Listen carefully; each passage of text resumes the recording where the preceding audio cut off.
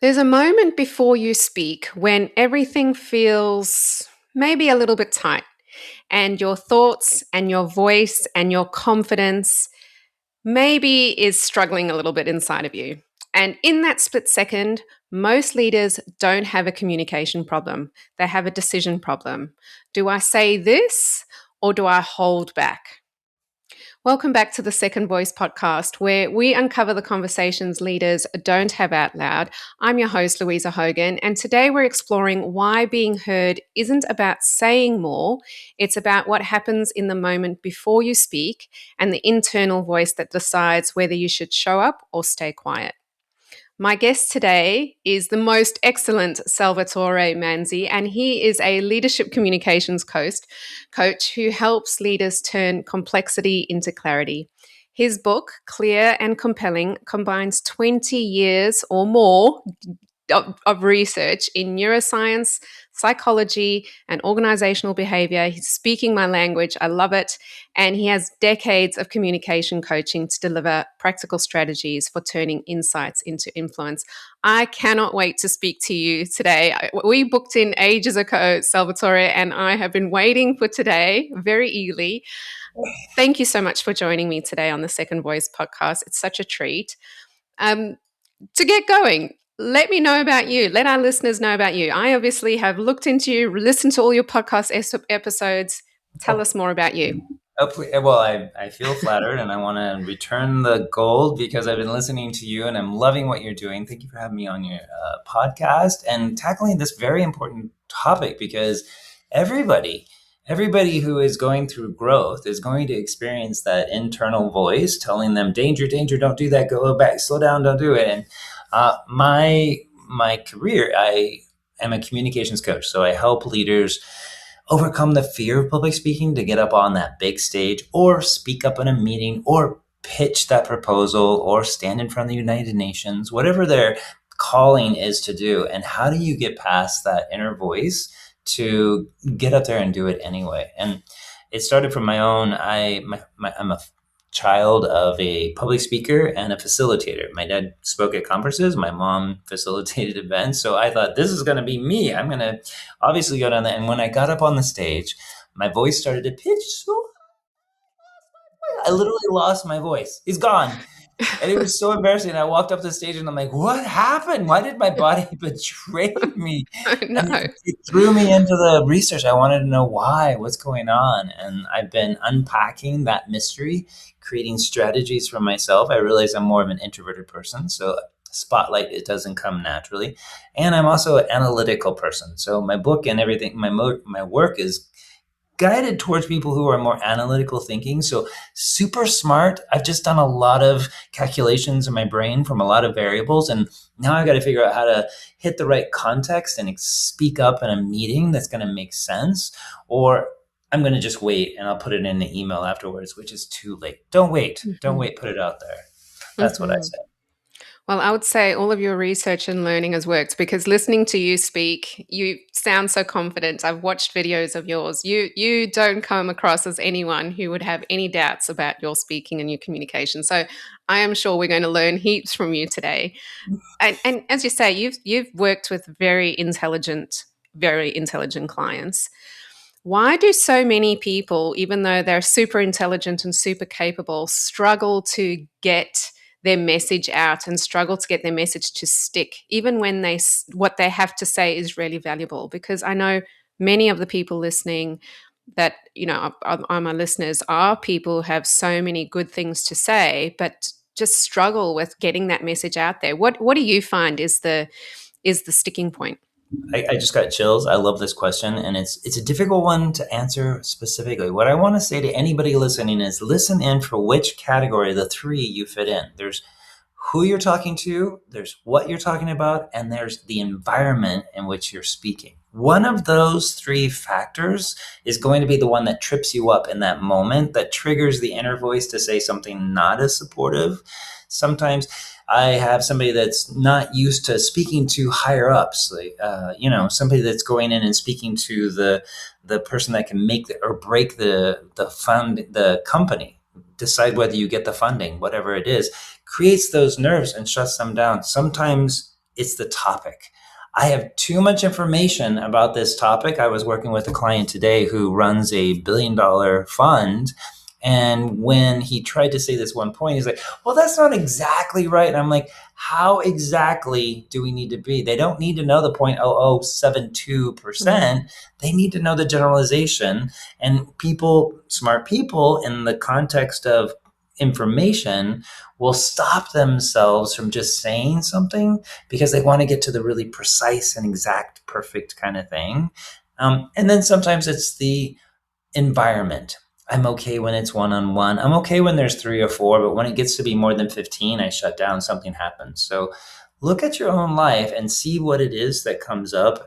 My book and I have a bunch of strategies for each one of those areas. And I myself have struggled with each one of those areas too. I went and I coached a presidential candidate and I was terrified, Mm. terrified. I had to do all these like build myself up exercises to make myself bigger and louder and feel like really in my body. And before I went into that meeting with all of the other people in the room too, and offer coaching, feeling like I don't belong here. I mean, come on, like this is Mm. So it depends on what it is. What if I were to ask you what when you go to do a public speaking, what Mhm. is the thing that you find trips you up? Or the thing in those three categories, which category and what is Mm. the tool that you use to get past it? Do you know, I speak in front of a variety of audiences, and my message, what I'm speaking about is fine, all of that. But I'm like you, it depends on who I'm speaking to. And I think what trips me up is if I feel it's the comparison game. Oh, I'm not good enough, or I'm not important enough to be speaking to these people. I'm not, who am I to give them advice when they're so senior and all of that? And the thing that I tell myself all the time is that comparison game is useless because all of those people in the room are doing the exact same thing. And the other thing I tell myself is we're all human. We're all yeah, human first. I like this. And and I particularly say this to introvert clients of mine. The whole time you're worrying about yourself, everybody else in the room is doing the same thing. Not A one person hundred is looking at percent. you. Not one person is looking at you. They're worrying about themselves. I have a phrase I use. It's called "not about me." I Yeah. will say "not about me" 10 times before walking Yeah. on the stage, or 10 Yeah. times before getting up and giving that talk in a conference room, because it reminds me that the facial expressions, the things going on, the cues that I'm reading, 99% of them have nothing to do with me. They're thinking about lunch, that last email, whatever. The job of a Yeah. communicator is actually to engage, to get their attention. That's Yeah. the challenge. It's not like I don't need to be worried about what they're thinking about me. They thought about me for 30 seconds and now they're off to the whatever the next thing is. So Yeah. yeah, Yeah. not about me. I love that. I love that too. I'll remember that and not about me. And and the other thing too, right, is I think we get so preoccupied with numbers, outcome. Am I going to impress all 100 people in this room, all 1,000 people in this room, all 20 people in this room, however, one person? And, to me, I always say, am I speaking authentically? Am I putting this message out with love? And I know that sounds very like woo. No, If I'm no putting it way. out there with love, there might be one person in the room that was meant to hear that message, one person. And if that changed their day and made a difference to them, then I feel like I've had success. Because we get wrapped up in so many people here. I need to like impress so many people, everything, that you get caught up in the what am I doing, what am I doing here, and the fear of all these 100 people are going to hate me. So those are the things I use, strategies I use myself. Love that. Have an Yeah. expectation. What is the goal? Yeah. I want to have one person impacted. That's so Yeah. much more realistic than I've got to watch everything. I will often go into a room and I will notice somebody make a sour face and it just crashes everything. I'm like, oh dear. I've said the thing. I wasn't clear. I went on too long. I missed a point. I gave a talk for a group of scientists on visualization. If you can imagine talking to scientists about visualization, very left brain, right brain here, and this one woman sat there the whole time just giving me the most angry eyes. She was like flames coming out of her eyes at me. She like hated me, hated the topic, and I had to just start ignoring her. And afterwards, she came up to me and she said, "That was the most insightful presentation I've ever heard. Thank you." And I'm like, "Honey, you need to tell your face because Your I face. did not get that." And my mind was over here going, "Oh, you're ruining it. This is Yeah. awful. They Yeah. hate you." It's not Yeah. real. It's not real. Comparison is the thief of joy. Believing that I have to please everybody in the room is going to take me down. And I like your idea too. My go-to is also to get my playlist. I want my playlist to pump me up. Before Yeah. you go into any engagement, your brain is preparing you for that engagement. And whatever questions the brain is asking, you're going to find answers to. Left on its own, negativity bias, the brain is going to look for potential threats. So if I go in thinking, "Oh, am I ready for this talk?" The brain's going to go, "No, you're not ready for this talk. You're never going to be ready. You should Yeah. go back and you need 2 more weeks." If you change the question to affirmation, Noah St. John, he came up with the affirmations. You pose it in the sense of a question that presupposes the positive. How do I know I'm prepared for this? Yeah. So that pre-playlist before I get into the engagement is filled with these positive affirmations that get my mind thinking about, like, what am I going to learn? What perspective do I bring that nobody else in the room does? Yeah, I'm in a room full of PhDs, smart people. That person's worth more money than all of us together. But what perspective do I bring? What value do I bring that none of them can see? And when I focus on that, that little voice inside of my mind will calm down and this one will come back higher. That was a, Yeah. that was a lot. Have you ever heard of taming the gremlins? No, I can't say in exactly that same way, but I kind of have a sense of what that means. But tell me more. Tell me more. There's a book, Rick Carson, I think it is. Hmm. He has a book called Taming Your Gremlin. It was a game changer for me. You name the gremlin that comes up, and then you learn to work with them. A mentor gave it to me, and I realized early on that I have a gremlin named Perry. Perry the perfectionist. Anytime I get up to speak, Perry the perfectionist comes on and is like, "Oh, no, you skipped a word. Oh, they didn't understand that. Oh, you just messed up." I had to learn to ask Perry to sit aside. And here's what I didn't understand at first. I thought that I could cage Perry. I could wrestle Perry down and just keep him quiet till I got through the talk. It doesn't work that way. It's like a balloon. It just kind of pops in every direction. I had to ask Perry to sit over there. And then at the end of the talk, give Perry a chance to speak because the belief came from a desire to protect me. So it is Mm. bringing some value. So after a presentation, I'll say, "Okay, Perry, what did you see?" And I'll be, "Okay, that's a valid point. Nah, that one's not so valid. Okay, that's a valid point. That's good. All right, thanks for listening. Next," kind of thing. And I Mm. made friends with Perry. I have a couple other gremlins. I'm not saying I'm crazy. I might be a little bit, but I, I have a couple other gremlins too that I've made relationships with so that those it's not so much that they aren't loud, but they're not driving the bus anymore. Now I Yeah. recognize their voice, I name them, I know what they need, I know how to work with them. Yeah. I love that. And it makes so much sense. And it makes so much sense neurologically, right? Because I talk about the first voice and the second voice. The second voice is what I've called the part of your brain that you need to activate to override the amygdala hijack, the thing that makes you feel unsafe. And the thing that makes you feel unsafe, it's there for a reason. It's there to keep you safe, to stop you from feeling humiliated, to stop you from doing silly things. The problem is we don't need that so much anymore. Getting an email or speaking in front of people is not the same as, going out into the jungle and confronting a lion, right? But our brain tells us it's the same thing. It doesn't recognize the context. It just sees it as not as danger. And that's where your gremlins come from, right? The gremlins are there to keep you safe. And, we have to learn to override those gremlins. I love your strategy, name them, allow them to sit down, give them the opportunity to speak, but then allow that second voice of yours to be the one that you listen to, not the gremlin, right? And that little concept is a game changer for me personally because it's a signal. I'd say that the first voice is speaking through a microphone, it's really loud, and your second voice is a signal. It's a tiny little voice, and you can't hear the signal when you're dysregulated. So, naming your gremlin regulates it long enough so that it keeps quiet long enough so that you can hear the second voice, right? So, it's such a great strategy. It is, and I Great love the way strategy. you put it too. Name entertainment is one of the is the first step in self Mm, regulation for a lot of things. It goes from the emotional processing to rational processing. yeah. The emotional processing is harder for the brain. It takes up more energy. There's more searching, more data that it's scouring.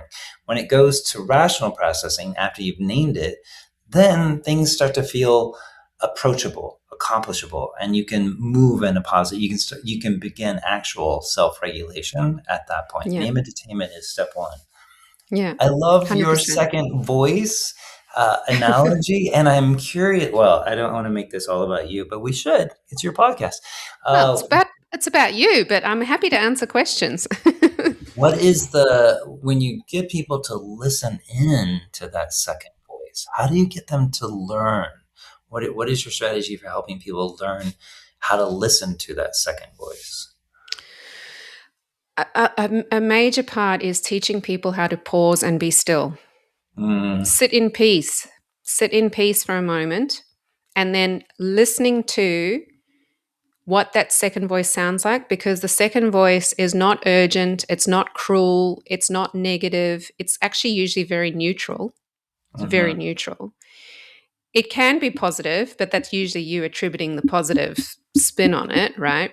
But to listen to it, you have to allow yourself to sit quietly, because the noise that we have around us, especially when we're bombarded by signals, it just dysregulates us more. So enabling yourself to pause in between phone calls, in between meetings. You don't have to do it 5-10 minutes. You don't need to take up your whole day pausing, but 90 seconds is enough to allow an emotion to pass.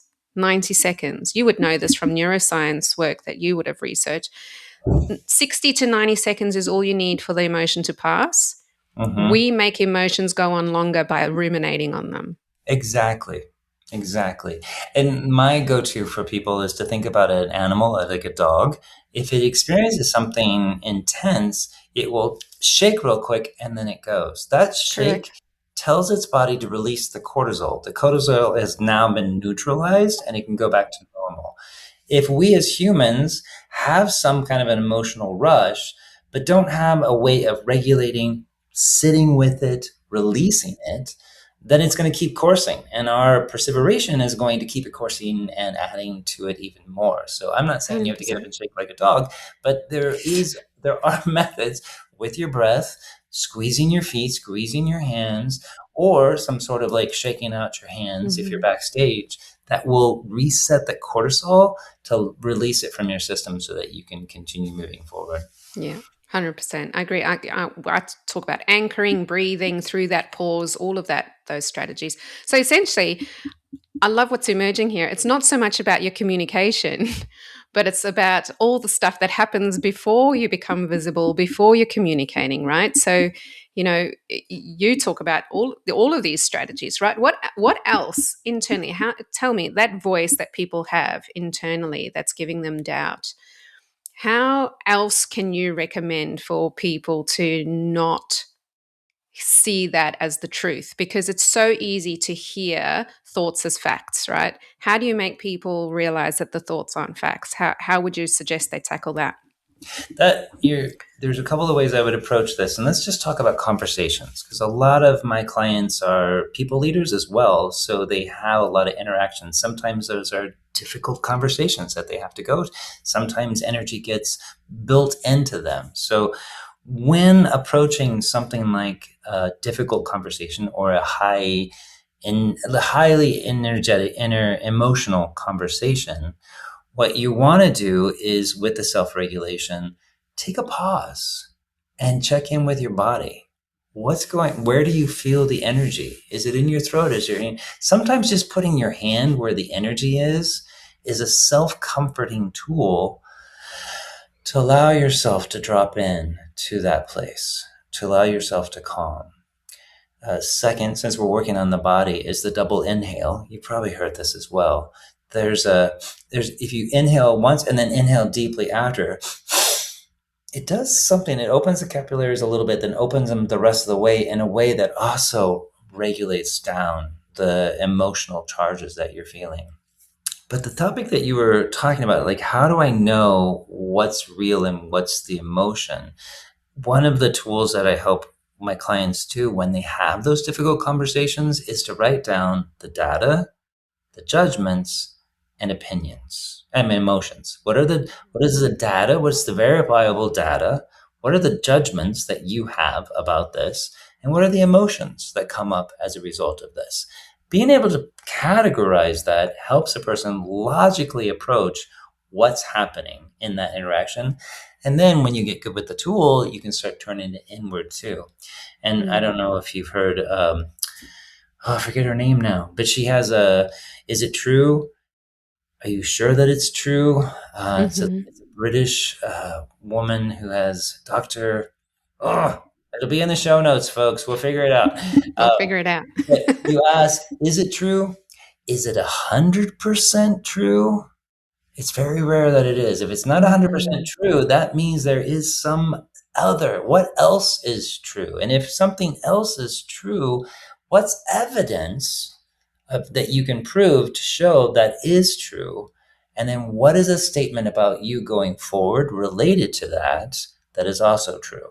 We'll do an mhm. example. Um, I am, I want to say something a little bit outlandish. I get a little bit nervous when I have to lead facilitate a group of 500 people at once. I'm not capable of leading a group. Okay, is that true? It's not 100% true. Okay, what else is true? What else is true is that I have led lots of little groups of hundreds at a time. Okay, if that's true, what's something that we can say about ourselves to remind ourselves that well, if I can lead a group of 100 people, then I can also lead a group of 500. It's just learning and trying a new thing. So it's a simple process of, is it true? Is it absolutely true? If it's not true, what else is true? What evidence do you have that that is also true? And what can you say about yourself going forward? Yeah, I love. I mean, you know what I love about all of these that you're suggesting? They're so simple and easy to apply. You don't really have to spend a lot of time thinking about it because I think people sometimes shy away from, getting help with this sort of thing because they think I'm going to have to go through 20 weeks of training, change everything I do about how I speak. And it's not always true. It's not always true. Sometimes it's the smallest things that can shift you, right? Yeah, I think, and for a lot of my clients and myself, it's a matter of like having a toolbox that has lots of Mm. tools I can use from. None of them going to work for everybody. So I like to offer as many tools as possible. Try what works for you. Is meditation your thing? Great. I'm more of a walking meditator than I am a sit and Zen kind of meditator. I don't know if you ever do you meditate? I meditate, yes, I do. And I'm more of a Zen meditator. I like to be alone and I usually do it in a red light sauna. Hit me up Oh, if you want to know all about that because you're sweating and meditating. It's great. that is great because you're really getting all the sensations of the body. Is it's like the 100%. Yeah. That's Yeah. beautiful. That's beautiful. Thank you. Yeah. Um I want to know, like, now that if we've tackled you've tackled some of the stuff that you do before going on stage or before speaking or before having a difficult conversation. How can people who are in the middle of that difficult conversation have something come up for them that's making them hesitate? What's the difference between the person who actually hesitates and the people who step up anyway? The people who retreat and the people who continue and actually say what they need to say. What's the difference there? How can they do that? There's a lot to unpack in the sense that we all watch and we know what gets rewarded and we know what gets punished. And we make decisions based on the culture that we're in and how far we feel comfortable pushing any boundary. What I know is that most of us go far shy of that boundary as a safety. And really, I tell people you don't know how far you can go until you've gone too far. Mm. First, build the relationship. build a sense of psychological safety where you have an agreement with that person that you're going to, in some sense, explicit or implicit, you're going to continue the relationship and work through situations that come up before you go wild and try to hit a home run. And then when you get that moment and your voice says, oh no, don't say that just yet, say it. Take a risk, put yourself out there. I had to challenge myself partly because I'm an introvert. Um, I challenged myself for about 5 years to speak before it feels comfortable. Because I want to come up with a perfect, lock solid argument before I say it. I'm not going to say anything in this room until I have listened to everybody and I've done it all in my head, and then I'm going to say something. It's not useful because 9 out of 10 of those meetings I was leaving with great information that didn't get shared with the team. I had to learn to speak before I had a fully formed thought, before it felt comfortable. And my go to, and I'm not saying that you have to use this, but it might help you. My go to was to have an entry word. And my entry word was, something feels interesting about that, right? Or, I have a thought, or something doesn't feel quite on, or that feels off, or can we pause here? Find your entry word to give yourself the grace of saying, we need to hold on this for a second. Can I pause you there? Can we look at this again? Can we double click on this? Can we go deeper? What's your entry word to give yourself permission to start exploring that thing that you can feel needs to be said in the room, but you're not sure you're ready to say it? You can give yourself that opening. A lot of times they will recognize that whatever they said or the situation merits a deeper discussion. You might not even have to say anything. You might become known as that leader who just has to and then the whole room changes, right? But not unless you take that risk, see how far you can go. So my advice is speak before it feels comfortable. Yeah. I love that. You know what I love about that? I work with a lot of teams, executive leadership teams, and I'll work with them all as a group, not just individually. And I'm sure you're familiar with Patrick Lencioni's work on trust and conflict. If No, you're not, look him up, I Patrick will. Lencioni. And one of the big things he says about building trust in a team is vulnerability, but vulnerability based on speaking up and saying things like, I don't know the answer, or I need help, or, you know, vulnerability like that, right? And it creates conflict in the room, but positive conflict. And he talks about when you go first, it gives everyone else in the room permission. And that's what you're saying. If you mention it like that with your entry phrase, like, this is making me think, it's usually other people in the room are thinking similar things. They're just not brave enough to say it. And the minute you do it, you open up the room and the conversation gives you permission to continue with your vulnerability and to be unprepared and do that, but gives everyone else in the room too. And the conversation changes, doesn't it? It's 100%. I Yeah. had a mentor who once said, if you're speaking from the heart, you speak for everybody in the room. Yeah. That feeling that comes up like, oh, I should say something right now. Trust that feeling and trust that you're not the only one. And you speaking it gives everybody permission to, I can Yeah. be more present because now that is out and you've started it. Yeah, for sure. The vulnerability thing is interesting too. I work with a lot of analytical people, scientists, data people. Emotions, vulnerability, these things, it's not their wheelhouse necessarily. And meetings where they start out saying, let's get to know each other, they're like, I'm out, I'm done, I'm not going to stay in here. See ya. Bye. One of the facilitation tools that I use is the if you really knew me. I don't know if you've heard this, if you really knew me, but you do it twice. If you really knew me, light topic. If you really knew me, deeper topic. And you leave it open for them to see how light and how deep they want to go. As the facilitator, my challenge is always to go as deep as it feels comfortable in that room, because I don't want to shock anybody, obviously, but I want to go as deep to give other people permission to go that deep as well. But going around and saying those two things oftentimes gives a non emotional, expressive person the opportunity to share in a vulnerable way something that starts an authentic conversation for them. Yeah, amazing.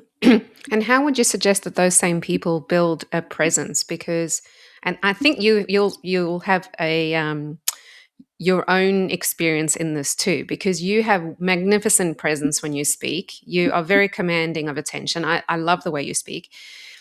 But you mentioned before you're an introvert and you've had to work on that. So how do people who are maybe more analytical or more introverted or more reserved build their presence so that they can also command this confidence that you seem to have? Number one is to start with the internal voice, what we've been talking about. Like, we need to be able to dialogue with that. I say you don't have to be perfect, you just have to be present. So being graceful with yourself. Second thing is always practice in low stakes situations. As an introvert, what I did is I pushed myself to start talking to the barista and the cashier and the waiter more than I felt necessary, just to start like developing the tools for social interactions that seems to come so naturally for the extroverts. And I watched other people. I watched TED Talks. I watched videos. I watched all these things so that I could learn the cues. Oh, this is what they do. And then just experimenting. Low stakes situation. Experiment with somebody on the bus. Experiment. And then once you build the muscle for it, that's when you try it in a meeting. Don't try your first, I mean, you can, but I don't recommend trying it for the first time in a meeting, because then the stakes are high. You're going to have a critical voice afterwards, and there's a lot to unpack. Do it in a low stakes situation. Practice there Mm. until you start getting comfortable, and then take it to the next level. Great advice. Do you still have doubts? Do you yourself still have the Are self you talk that kidding comes me? up? Do I Well, I still do have know. doubts? Before we were talking, you're like, my hotel room, does it look okay? I You know. still have the doubt. I was, for all y'all listening, before we started, I was like, okay, I've never done a podcast in a hotel room, and I'm really self-conscious about like, blah. Yeah, I have lots of doubts. Like, Yeah. I understand the impact of this little stamp that people are getting. This is the only visual understanding that many people are going to have of me. And I want it to Hmm. send the right message, right? And at some point, I have to just give it up and let it be what it is and be present. Yeah. Yes, I have doubts all the time, and I love it. My theory now is imposter syndrome is a good thing. If I don't have those doubts come up, I'm not pushing myself hard enough into new areas. I want to stretch myself to feel uncomfortable every day in some little way, to know that I am still growing. And I don't know if you've heard me use this analogy, but if you've ever rented a car, the first time you get in that car to drive, it is a mess. You can't find the right knobs. You can't. I moved to New Zealand, and when the first time I went out in that drive, it was a nightmare. The windshield wipers came on when I tried to turn, and when I turned left, I could never remember which side of the street. Everybody else in the car is screaming, and then I was like, okay, this side. Um, like, it's awkward whenever we do something new. And the growth mindset tells us, oh, we're learning something. We're doing something new. This is a good thing. Let's keep iterating. Let's keep going. Fixed mindset is going to tell us, oh, I didn't get it right. Let's not try that again. Let's never make that mistake again. I don't want to ever try that again. Adopt a growth mindset. About 90% of the things in your world, in your life, adopt a growth mindset of like, hey, let's just try this. Let's see what happens. Let's keep breaking things and seeing what we can build from the mistakes and learn. Yeah. Yeah. Failure is not failure. I say this all the time. It's data. And I say this to people and I get such different reactions. Some people are like, you may say that, but it feels like failure. I'm like, it sure does. But it's your choice on how you move forward with it. It's still your choice on how you move forward with it, right?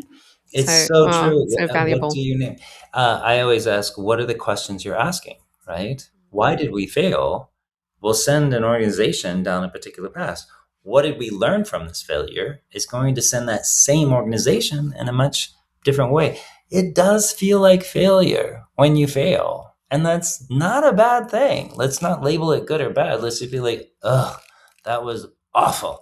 All right, let's dust ourselves off and let's try something new. Failure is facts. Is that what you said? Failures is facts. Failure is data. Failure is data. It is data. Mm, That's all mm, it is. I mean, if you still have breath, that means you still got a chance. Keep going.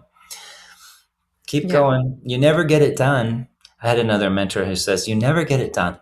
you'll never get it Yeah. done. So just get up and do what you can. Like, it doesn't matter. Yeah. Like, It's okay. so true. And when you do get things done, you're already thinking about the next thing. It's just that's why it's never done. You're always on to the next. So that's why just enjoy the process, enjoy the ride, let go of the outcome. I read a wonderful book called Letting Go by Dr. Hawkins. I forget his first name. Wonderful book talking about letting go because all of our emotions around guilt and shame and it all boils down to fear. And then if you can let go of each of those layers of emotion, you get down eventually to fear and then letting go of that fear, you're suddenly free. Yeah. And you're free. I think the main thing that you become free of is perhaps a little bit of your ego and realizing that you are not you are not your mind, you are not your facts, your thoughts, right? You are separate to that. And it's your ego, that first voice is coming from that ego telling you, you're going to fail, all of those things. But the actual person inside of you, if you can observe that and you can let all of those things go, you can become so much more at peace with what you're doing. And then failure becomes data. Do you have a name for your second voice? I don't actually. No, Like, I, I, I'm not I, asking I you. just call it, it's just my intuition, really, and it's only over the last couple of years that I've really learned to listen to my intuition. I'm a recovering perfectionist myself. My biggest thing was I wasn't afraid of failing. I was afraid of failing in front of people. Mm-hmm. I was afraid of people seeing my failure. The failure wasn't an issue for me. It was like, I don't want people to know I failed. That was Thank my you. one, Thank you. you know? Yeah. Yeah. So, Related, you said something also that second place is just the first to fail. Your yeah. coach, I think, used to say Yeah, that. yeah, I was yeah, yeah, like, "Ugh," that yeah. is Second place, so, the first to fail. It's the first to lose, and that's where ugh, that came from. I had to it's let go of so that. That was a big one. painful. That is painful. Yeah, I yeah. was in third grade the first time they entered me in a spelling bee. I don't recommend doing this to children.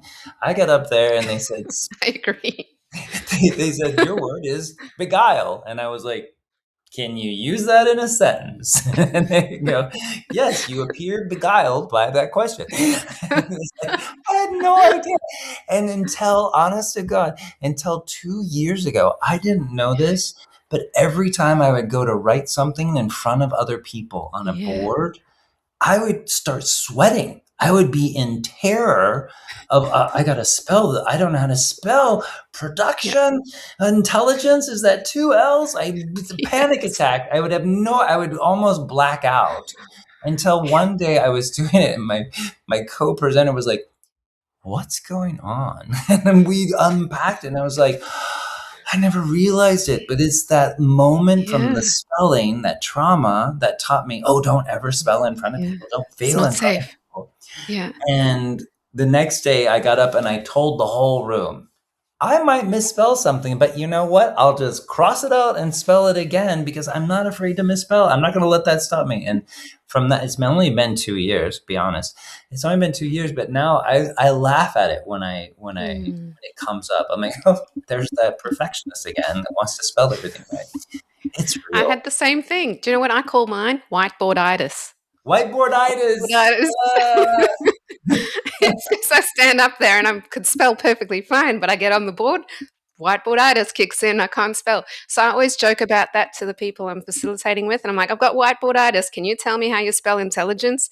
And yeah. then somebody's like, I have no idea. And then we all laugh about it. And then whiteboarditis goes away. Like Name name it it, to tune it. name it. Yeah. Name it to Yeah. tune it. That's beautiful. Well, Salvatore, I wish I could speak to you longer because you really are a joy to speak to. You clearly are very good at what you do, and I hope to bring you back to this podcast again at another time because I think we can talk more. You're wonderful to speak to, and I so appreciate your time. We've been 40 minutes in, and we could speak so much more. So thank you so much for joining us today. Thank you so Where much. can where can people find you if people want to get in touch with you, work with you? Where can we find you? Please go to clearandcompellingplaybook.com. Clear and Compelling is the name of the book. It's clearingcompellingplaybook.com. It's a link to my website. It tells you where you can order the book. It comes out in October. Please order it now. Amazing. And I'm going to order it now. thank you. And I'd love to hear your stories. What is the thing that keeps you from speaking up in meetings? Share with me on LinkedIn or on my website, and we'll go from there. Amazing. Thank you so much. I'll put those all in the show notes too for everyone listening. What I got out of today is that communication is not just the words you speak, but it's about finding who you are inside and listening to that inner voice that is allowing you to remain calm and to remain steady. I love all of your tools and techniques. I'm definitely going to be using more of those and getting your book, Salvatore. To everyone listening, thank you for joining us. We'll look forward to seeing you at our next episode. Take care.